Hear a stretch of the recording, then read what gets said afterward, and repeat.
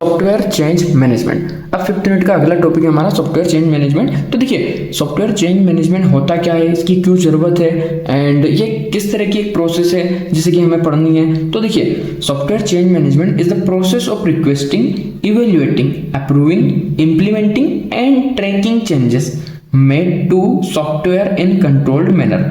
यानी कि सॉफ्टवेयर को कंट्रोल्ड मैनर में रखने के लिए हम उसमें कुछ भी चेंज कर रहे हैं तो उसके लिए पहले रिक्वेस्ट भेज रहे हैं, then evaluating, approving, then implementing and tracking changes, ये सारी चीजें कर रहे हैं। अब इस पूरी इंटायर प्रोसेस को हम बोल रहे हैं सॉफ्टवेयर चेंज मैनेजमेंट।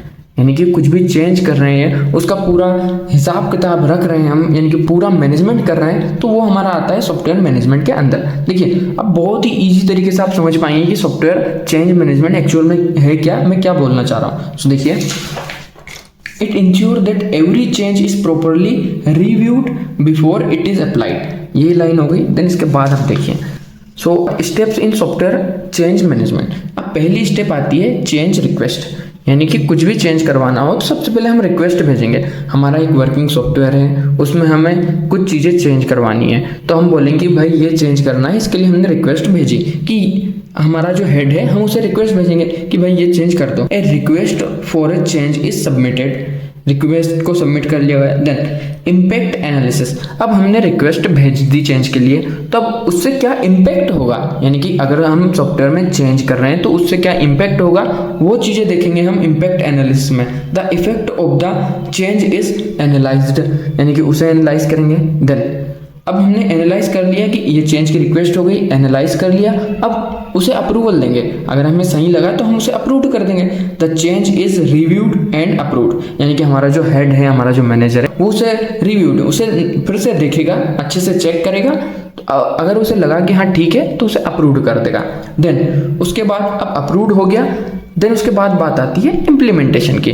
भाई अब ये सारी चीज़ें हो गई कि जो रिक्वेस्ट भेजी थी उसे एक्सेप्ट कर ली, उसका एनालाइज कर लिया, अप्रूव्ड कर दिया, अब उसे आप इम्प्लीमेंट कर दो। The approved change is made in the software. हमारा जो सॉफ्टवेयर था उसमें हमने इम्प्लीमेंट कर दिया, उसमें हमने फिट कर दिया उसे। देन अब उसे हम टेस्ट करेंगे, हमारा जो सॉफ्टवेयर पहले वर्क कर रहा था उस तरह से वर्क कर रहा है या नहीं कर रहा है। यानी कि the software is tested to ensure the change work correctly और नॉट।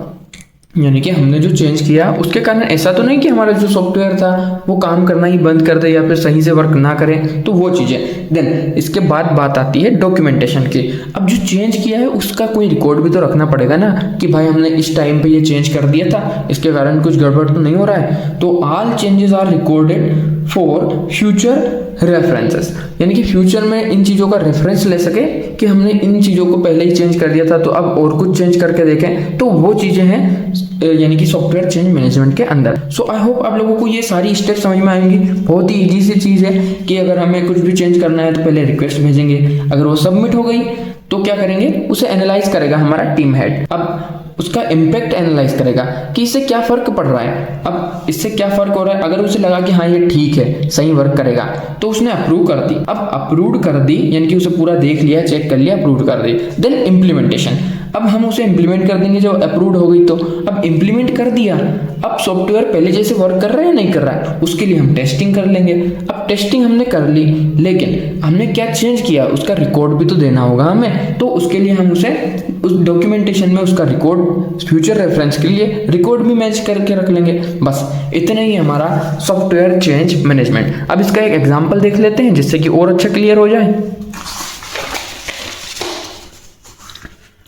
सो देखिए एग्जांपल हम देख लेते हैं हमारे सॉफ्टवेयर चेंज मैनेजमेंट का। तो एग्जांपल के लिए एक customer asks to add dark mode to a mobile application. देखिए पहले तो आपको एक बात क्लियर कर देता हूँ कि बहुत सारे ऐसे मोबाइल ऐप और वेबसाइट अभी भी है यानी कि वो डार्क मोड सपोर्ट नहीं कर पाते हैं। यानी कि कुछ तो ऐसे हैं जैसे हम मोबाइल में डार्क मोड कर लेते हैं देन वापस लाइट मोड, तो ऐसा कुछ सब कुछ होता है। लेकिन बहुत सारे एप्लीकेशन अभी भी ऐसे हैं प्रेजेंट मार्केट में जिनमें डार्क मोड सपोर्ट ही नहीं होता है। और आपने भी देखा होगा यानी कि अगर व्हाइट है तो रिफ्लेक्शन ज़्यादा आता है, लेकिन डार्क सारी चीज़ें अब्जॉर्व कर लेता है, तो आई कंफर्ट के लिए भी अच्छा होता है। बहुत लोगों को पर्सनली अच्छा लगता है, किसी को अच्छा नहीं लगता है तो वो अपना अलग अलग फंडा है। सो यानी कि अगर हमें उसमें डार्क मोड के लिए रिक्वेस्ट भेजी हमने, यानी कि भाई ये डार्क मोड है, इसे चेंज कर दो, ऐसा ऐसा करना है, तो इसके लिए क्या होगा, पूरी प्रोसेस लगेगी हमारी सॉफ्टवेयर चेंज मैनेजमेंट की। क्या होगा, सबसे पहले रिक्वेस्ट भेजी कि हमें डार्क मोड जैसा एक फीचर ऐड करवाना है, तो हमारा जो हेड है वो उसका इम्पैक्ट एनालिसिस करेगा कि हाँ भाई डार्क मोड करने से क्या फर्क पड़ रहा है, कुछ गड़बड़ तो नहीं हो रहा है, नहीं हो रहा है, तो उसने अप्रूव कर दिया। अब भाई वो अप्रूव हो गया, देन उसके बाद हम क्या करेंगे,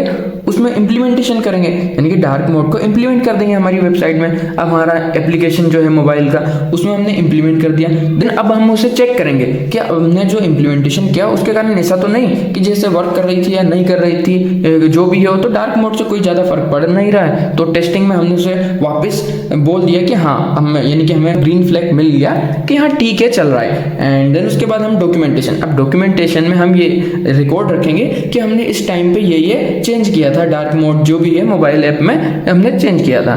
सो बस इतना ही है हमारे सॉफ्टवेयर चेंज मैनेजमेंट के अंदर।